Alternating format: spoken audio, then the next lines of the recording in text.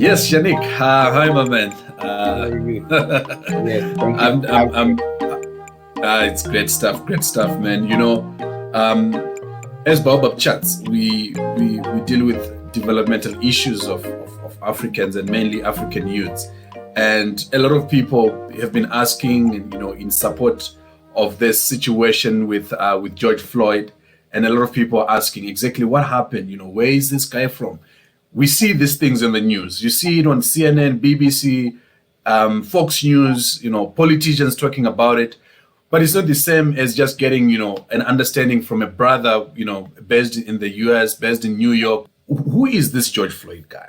So George Floyd is a 46-year-old that was originally from Texas, who had been living in the Minneapolis area in Minnesota. Minnesota has the Twin Cities, and so generally the Twin Cities are known by St. Paul and Minneapolis. And in the city of Minneapolis, apparently there was something about a counterfeit $20 bill, which which he was apprehended for, which the police interrogated him for this counterfeit $20 bill supposedly. So that's kind of a little bit of the background of in Minneapolis is in Midwestern USA. It's on the border of Canada in the Midwest. It's called the Upper Midwest, actually. And so this guy, I've heard as well. This $20 bill a point even being used, in justifying what's happening. I'm really not understanding where does the $20 bill come in. I think in the interaction, to me, as you mentioned, I think the idea of the $20 bill it's really a minor aspect of this entire case. While it's important to recognize that the police did stop him for that specific reason, I think for me it isn't even a point that I consider at all. Whatever it was that the crime he would have committed, I think the sort of force that was used was absolutely not warranted for whatever he was doing. So, but for the sake of, I guess, the fact is, there is a conversation around the counterfeit $20 bill, the idea that he may have potentially tried to use it, and he was apprehended by the police, and the police proceeded to do what we saw in the pictures, highly outnumbered, and put in all the uses of force that were used to restrain him, were obviously extremely overt, as we've seen from. And I've also been confused by that because I don't see the guy resisting per se, and this confuses me. Is this a usual thing to happen in the United States, or it's bad apples that are picked up, from time to time? I would say this. I think the history of police enforcement, especially in it's interesting that I live in New York, but I spent some time. I actually went to school in Minnesota. I went to St. Cloud State University, and I lived in the Minneapolis area for some time.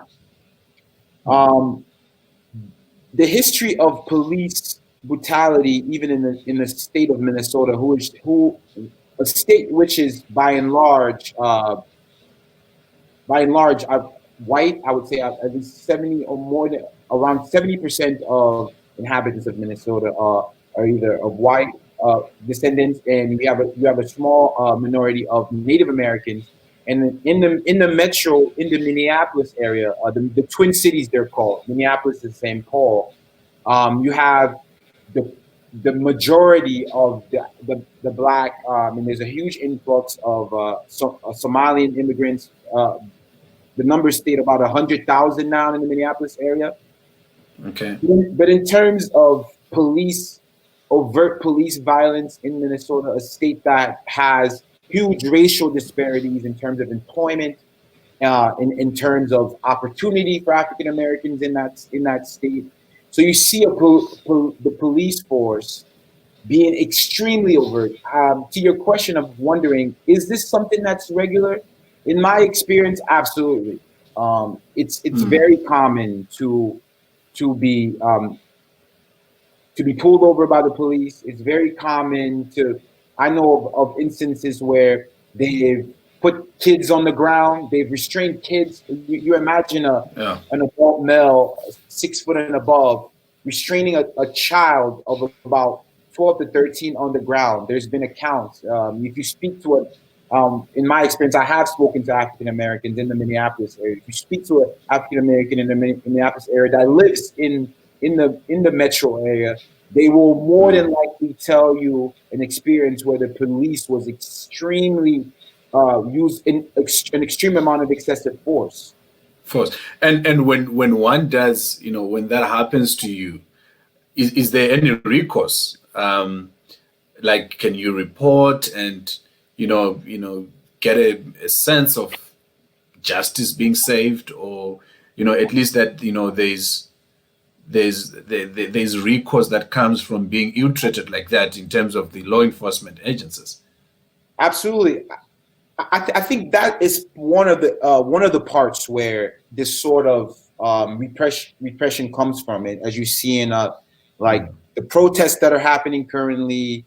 That is part of the conversation of to your question, what happens? What has traditionally happened? Traditionally, in terms of what happens, can you complain? Can you report this officer? What you see is, in my experience, is when you go into these, in Minneapolis, North Minneapolis is the predominantly, traditionally where a lot of lower income African Americans live, in Minneapolis. And a lot of times, these populations of people are not very educated on the law. They don't really understand their rights to a degree. And there's not a huge understanding of the protocol that you take when you interact with the police in this way. So what I have seen, I've seen the Minneapolis Police Department and the police forces throughout the United States. I've been to California. I've been to Southern America, Southern USA, Eastern USA, where I reside currently, Western USA. I've been in Arizona. By and large, a lot of times is that the citizens are not, these lower income neighborhoods, which are predominantly African American, are not aware of a lot of times of their rights, in which makes the police abuse their power when they're dealing with a patron that doesn't really understand their rights, because they're aware that they're policing in an African American neighborhood. There's a long history in America of the behavior of how law enforcement polices African American neighborhoods.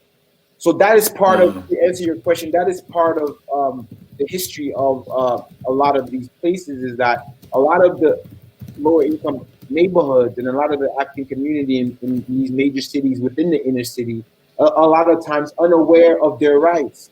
I myself was an inner city dweller, and still do live in the inner city in the predominantly African American neighborhood. And the example you gave there, so can we say a typical example of that? Example of that is the Amy Cooper case, where as African Americans, being threatened, that that once the police is called in, you are not able to, you don't get a benefit of the doubt. Chances are, we will discuss later, but at least the presumption of guilt before innocence is what is usual. It seems so. I mean, I've had instances in my teenage years where I've had a police officer approach and speak to you as if he already presumes you've done whatever he thinks you've done, and just the mere way they communicate with you, their aggression they use, and to me, I think there's a certain level of, you can read the body language of someone whom is not here to protect you, is not here to see that you've done wrong. He's merely here in an accusatory manner. And I've seen them use overt force many times, even against, and whenever I've come in contact with the police. A lot of times, how colloquially, where we say there's the blue and whites, they're the blue and white police officer, and they're the undercover police officers, who a lot of times in our community, speaking for New York currently, and these are the undercover officers that usually patrol our neighborhoods. I've seen them stop kids walking away from the bus stop, stop them, Wow. search them, put them in handcuffs, and not being arrested. And so you've seen that overt. I think if you were to speak to the most African Americans that live in a city America, they would tell you they've come in contact with police more than enough time, and there was never a feeling there that this was someone who was here to protect and serve you as a taxpayer. That there was never that feeling in our communities. So in your experience, just out of interest, how do you think you managed to grow up and to be where you are now, without maybe being, I assume you haven't been in so much trouble, with the authorities, or at least you are still alive? Yes. Maybe, yeah. Yes. How would you say you have managed to do that? First, I would say a tremendous amount of luck. A lot of there have been a number of instances where I could have been in this situation. I'll tell you a story, a brief story, before I answer your question. I was in my younger brother lives in Arizona. He lives in Flagstaff. He lives in Phoenix, Arizona, in the surrounding suburban neighborhood of Chandler. Last November, I visited my brother, and my mother came along as well, and we were there for a number of days, staying with my brother. And on my last day there, it was a Sunday. I was to fly back to New York. On my way in New York, that Monday, I wasn't due to work because I took that Monday off. So my brother and my mother, my mother had an earlier flight than me. So I kissed my mother goodbye, and I told my brother that I would go. He lives to the nearby watering hole bar and just have a drink. I think it was Sunday night, and it was Sunday of American football, and I'm a big American football. I'm a football fan. Yeah. So I went to the bar, and I entered an all-white bar in Chandler. Chandler is a predominantly white area. I entered the bar, and I ordered a drink, and approached two white males to me in this bar.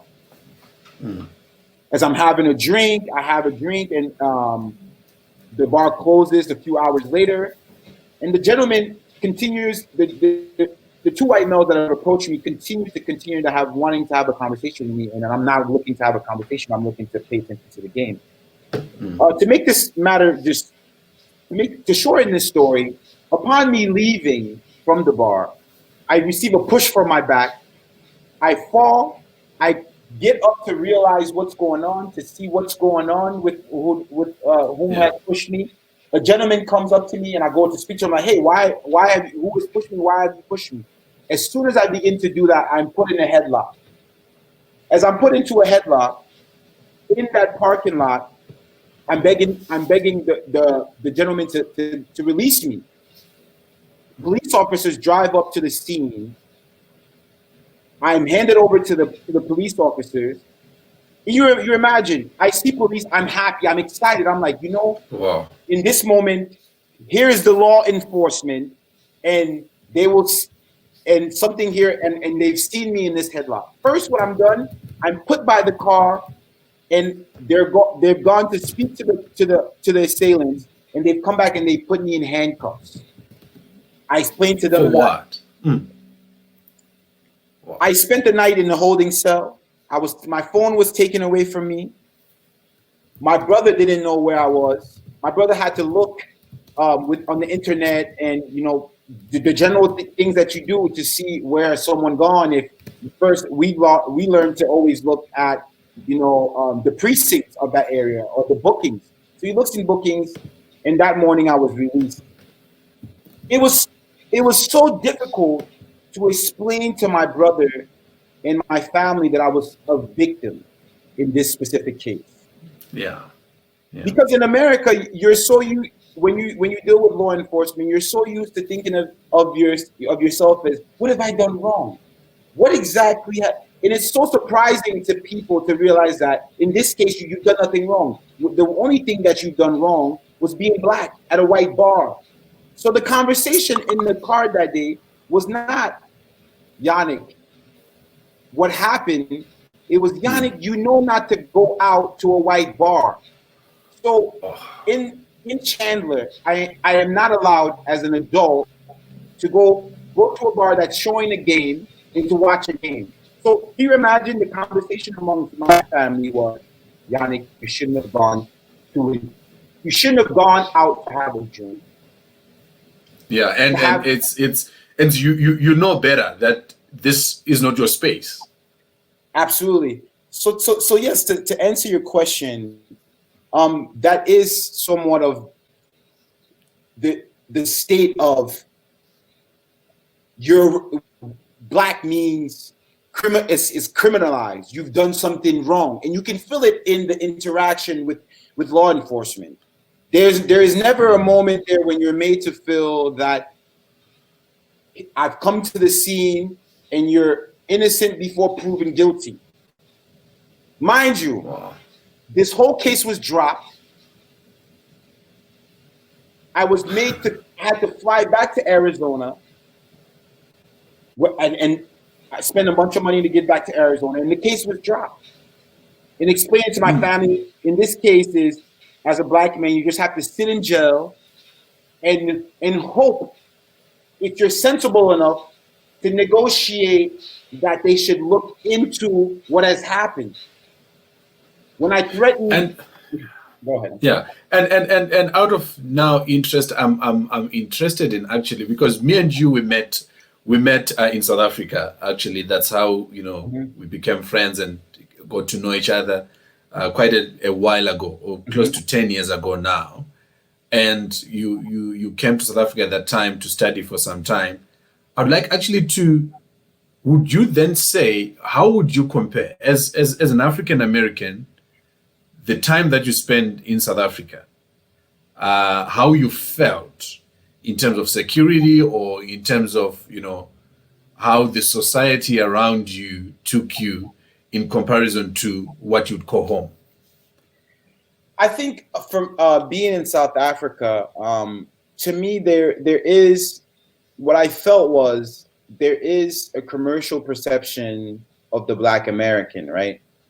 Mm-hmm. So obviously, when I was in South Africa, if I didn't speak and I was amongst Black men like me, I could kind of get the feeling of what it felt like to be a Black person there. And generally, from what I felt from being a Black person there, I could see the racial tension also, just as in the U.S. The majority of the police officers that I came across were Black, and I got a certain sense of somewhat safety there. I would say predominantly the majority of the time was because I understood the African perception of the Black American. So there's kind of an exclusionary status when, for example, when I was in South Africa, I'd gone to buy a burger or something, and there was a white gentleman in front of me, and I noticed the way that the white gentleman was speaking to the lady in a way that I understand. That if you've ever been to a fast food place, people get loud and sometimes people argue. But this was very different. It seemed very clear that this guy felt powerful over this woman. So I immediately intervened, and I got the sense that this white guy looked at me as this American guy, and this woman looked at me as this American guy as well. So there was a certain sense there of, oh, he's not from here, he's this American person, and they're filled with American media globalized media perceptions of the American. So it was kind of difficult once you spoke to really understand the Black experience. But at the end of the day, you could feel I recognize white the white perception, the white supremacy within South Africa. South Africa, yeah. And I felt, to me, that the white people there, in my experience, being, I must say first, being a Black person in America from northern USA, which has a little bit of a covert racism. It seemed to me, and I think that's very important, being someone from the northern part of the USA, where racism is much more covert, that in South Africa, racism was much more overt. I could see it very clearly, but I didn't feel the same way about law enforcement, because law enforcement to me didn't have such an aspect of security, of enforcement there. Okay. So that's kind of my experience with your experience with that. Yeah. So now, maybe just back to the George Floyd's case. So what has now happened post this case? Because if you watch this on CNN, you get a different picture from when you're watching this on Fox and when you're watching this on BBC or Russia Today or China TV. Yeah. What's happening on the ground? So on the ground, currently in New York, my partner actually has gone to the protest today. I had some work to do, and there's been a lot of protesting. I have friends in Chicago I've spoken to, obviously friends in Minneapolis I've spoken to, friends in Los Angeles, in Arizona. So there have been a lot of protesting, and I think George Floyd for us was a breakthrough for another form of protest. Violence has ensued in a lot of cities.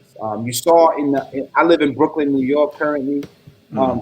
We've seen a lot of violence. We've seen a lot of looting. We've seen a lot of attacking of civilians. And there's an attack, and we've seen riots in Chicago. I was speaking to a friend of mine in Chicago yesterday. He was telling me how there were riots in Chicago. There's a much, and I think in some cities there's an interesting complexity that happens, especially in Chicago, where there's a huge Mexican American community and there's a huge African American community, and there's been a lot of rioting in Chicago, a lot of rioting here in New York, rioting in Minnesota, because for lack of a better word, we're tired. We've given evidence to our government that this form of policing is not equal. This form of police, there is no justice to what is done to African Americans. We've seen men get killed in the hands of police officers, and nothing has been done by our government. Our president not even actually acknowledging what's actually happening, and no acknowledgement. We've given our government mountains of evidence of the violence that the police, law enforcement, has been putting within our community, and we've seen no justice. Even currently. I actually, when I listen to those examples and I think about what I've obviously just seen over the years, mainly through the news and stuff, especially in the US. After every few years, something like this happens. There's demonstrations, people come together and everything. And the question I ask myself, even now, when I see people marching in solidarity, demonstrating, and I ask myself, what's the end goal? What's achievable that will come from this?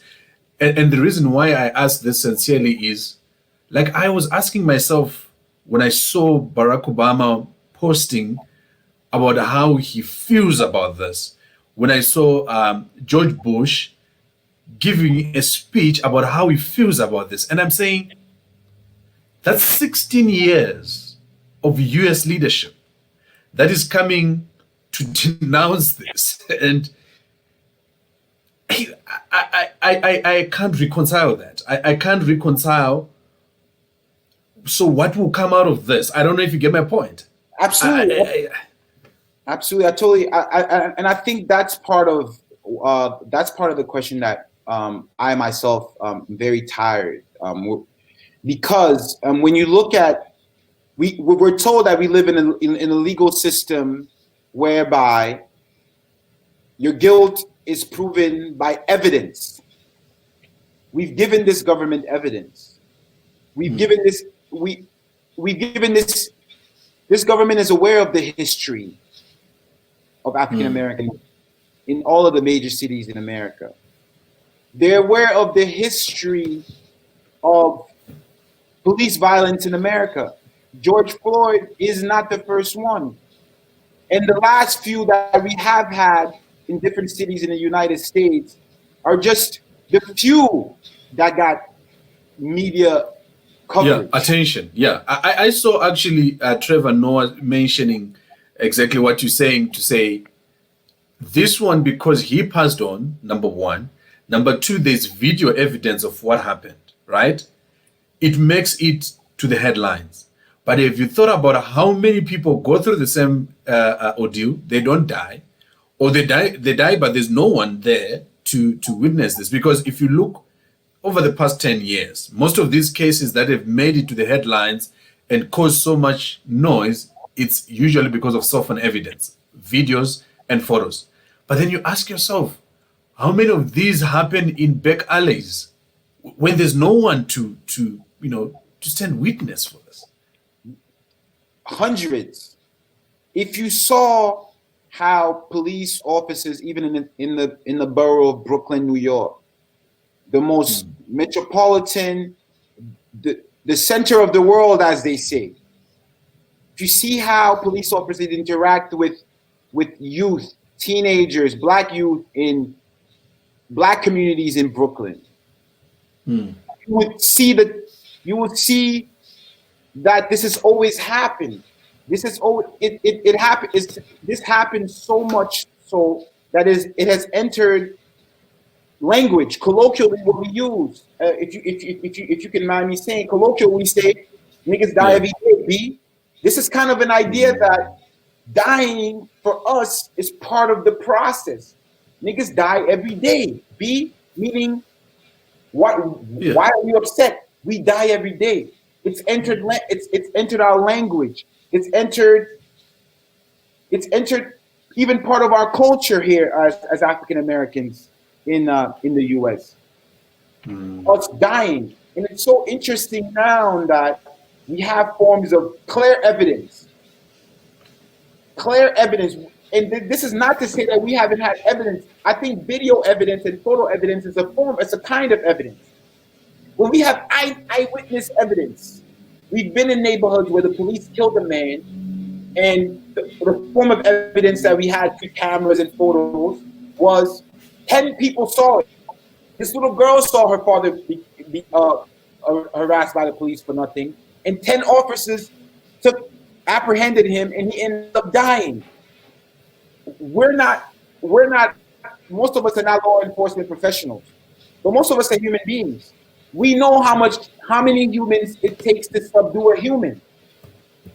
If you have a man that is 5'9", and you have two other men that are over 6 foot, it doesn't take a professional law enforcement expert to tell you that 6 men, you do not need 6 men for a man that is unarmed and 5'7".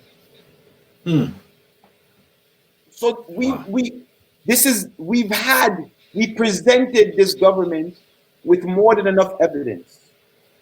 Now, so maybe just to come back to that, because people are rallying in solidarity. I know here in Canada, people have been demonstrating as well, and across the world in many different countries. As people demonstrate, from your understanding, what should they wish, or what do they feel like? Because at some point the demonstrations will come to an end, or people want it to come to an end.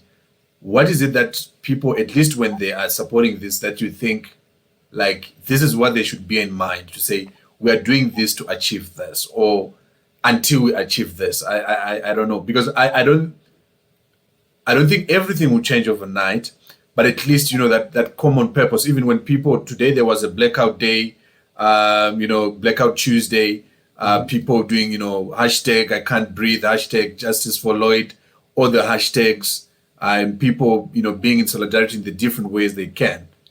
What should, in your view, like people be thinking about as an end goal, at least that this, we should achieve this, or this at least will lead to this? I think at this level, what most of us are asking for, and perhaps what I am asking for, is we have seen how deliberate the killing was of George Floyd. We're asking for these men to be arrested and tried for murder, because that was in fact what it was. That's what we're asking. And also through protesting and staying at Calgary, we're asking to bring attention to the history of police violence in this country, and in a lot of these inner cities throughout the United States.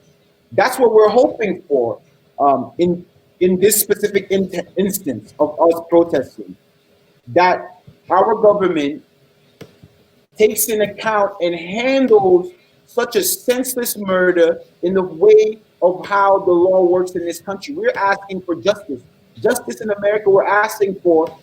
We have a constitution. We have law and order.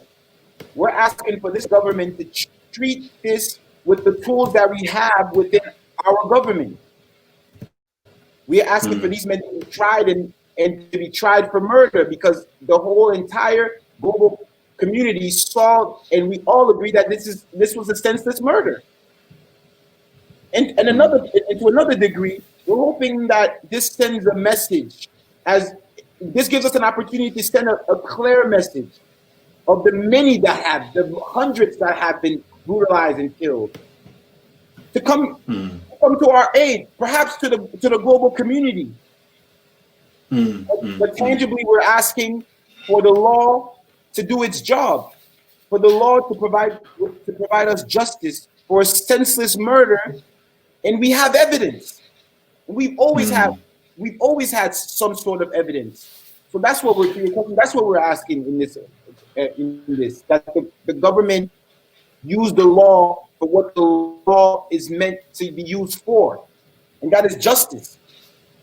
No, that's yeah. No, thanks so much, man. You know, like I said, it's just to get some insight. A lot of us are supporting across the world, as you know, as Baobab Chats. You know, young Africans and Africans across the globe talking developmental issues, talking things that are affecting us today, in a way that to start thinking about certain things, because like this, there are a lot of people, like I know, that have said, we don't understand this. And like the question I posed to you, a lot of people say, the United States, you know, is in many countries saying, you know, we're bringing the rule of law, we're bringing, you know, a democracy and stuff like that. And they say, so why should we, you know, if they are promoting this in other countries, it means it's there in the US, you know, it's perfect and stuff like that. So that was the purpose of the conversation, at least to get a bit of